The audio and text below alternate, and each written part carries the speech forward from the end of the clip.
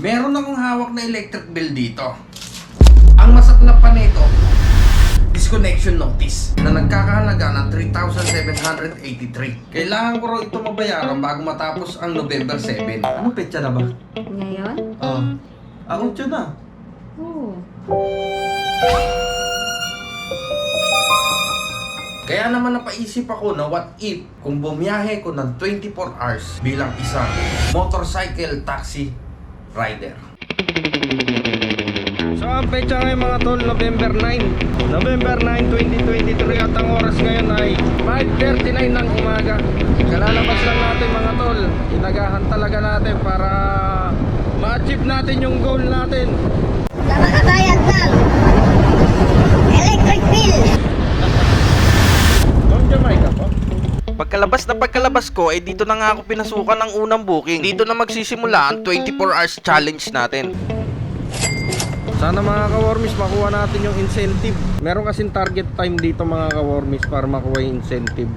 5 AM to 10 AM dapat at least makawalong booking ka. Pag nakawalong booking ka sa loob ng oras na yun makukuha mo kaagad yung 250 na incentive. Sana makuha natin.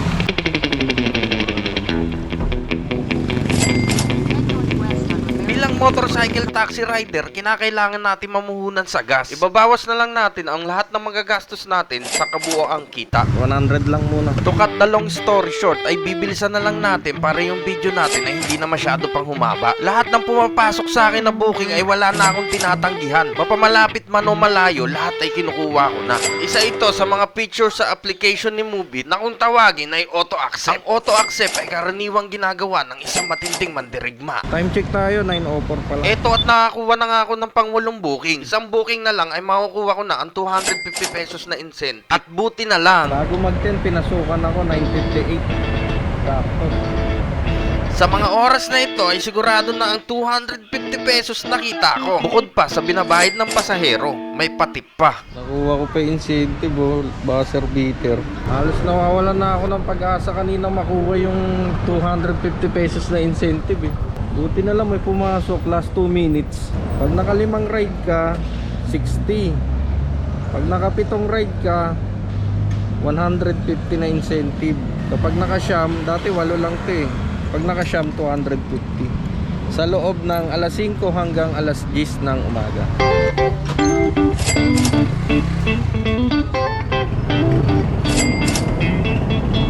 So time check tayo mga tol, 11 AM na. Bali nasa 5 oras na tayo bumabiyahe. Kinikita na natin ngayon ay nasa 764 sa loob ng 5 oras. Okay na to ha? Thank you po. Pahinga muna saglit guys, pahinga muna. Mamaya na tayo mag auto accept. Gamit ko ng pera guys. Ito, tignan mo, silipin nyo. Mag-aalas 12 na ng tanghali. Yung earnings natin dito nasa 1,000 na. So ayan, 1,000. 11:50 pa lang ng umaga. Halos nagpahinga lang tayo ng 5 minuto dahil hindi tayo pwede mag-aksaya ng oras. Uminom lang ng tubig, nagpunas ng pawis at napaisip ng saglit kung kakayanin ko ba ang 24 oras na pagbabiyahe. Pang 15 na booking ay nag-decide na akong kumain dahil hindi ko na talaga makayanan ng gutom. Chop ng adobo. Adobo tapos 2 rice. Okay guys, 200 na yung napapagas ko. After kumain at magpagas ay kinakailangan ko kagad ulit bumiyahe. Kuha ng booking dito, kuha ng booking doon, kung saan na ako napupunta. Pero okay lang kasi kailangan talaga. Ito mga kawormis, nakakaano na tayo, nakaka-19 na tayo. Unti-unti ko na nararamdaman yung pagod. Huwag kayo iiyak. At kahit nakakaramdam na ng pagod ay kailangan pa rin magpatuloy. Kaya naman kumuha ulit ako ng ng mga bookings. Eto mga kawormis, halos 12 hours na tayo nagtatrabaho. 12 hours na tuloy-tuloy na booking na. Tanungin natin si Horsey kung kaya niya pa. Horsey, kaya mo pa ba? Umuwi na tayo. Mamaya ka na umuwi, Horsey. Hindi pa nga pagod yung amo mo eh. Ito mga kawormis, pangatlong pagas natin. Pang 300. 100! After magpagas ay balik ulit sa trabaho. After ko mahatid tong customer na to ay nag-decide na ako magpalit ng damit. Nakakahiya naman sa mga susunod ko na customer. Ayoko namang isipin nila na bakit gabi na, amoy araw ka pa rin. Sa part na to ay talagang gustong gusto ko nang umuwi kasi talagang nararamdaman ko na yung pagod. Pero hindi ko talaga ugaling sumuko. Kaya pinagpapatuloy ko pa rin. At sa point na to talagang sinasagad ko talaga. Dahil gustong gusto ko talaga makuha yung mga incentive na binibigay ni Move Time It. check tayo mga tol. 8:10 na ng gabi. Putang ina, ginabi na ako. Bali ang kinikita na natin dito sa may application natin sa Move It ay 2,000 na. 2004. Bali nakakaapat na butas na tayo, equivalent nun 400. And then yung AM rush natin, equivalent nun ay nakakuha tayo ng 250. And then sa PM rush incentive natin, nakakuha tayo ng 80 pesos. Di pa natin nare-reach yung goal natin na mabayaran yung kuryente guys. 2,000 pa lang plus incentive, nasa 228.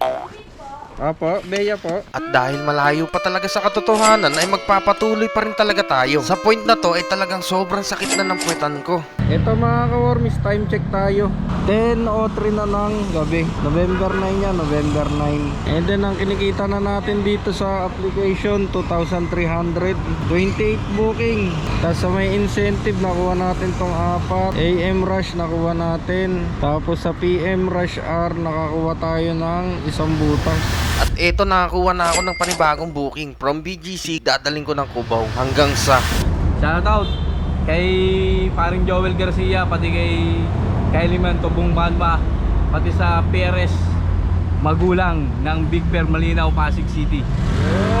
Mag-aalas 12 na ng gabi na nag-decide na akong umuwi dahil hindi ko na talaga kaya yung hilo. Sumabay pa yung sobrang pagod at gutom. Inaalala ko rin yung mga susunod ko na customer, baka madamay pa sa pinaggagawa ko. Bali naka 29 rides ako at kumita ako ng 2,746 plus tip. Kaya naman 2,746 minus 3,783 ay 1,037 na lang ang kulang ko. Bukas na lang yan, di pa naman mapuputulan. Kinabukasan ay nakumpleto na nga ang requirements para mabayaran ng electric bill.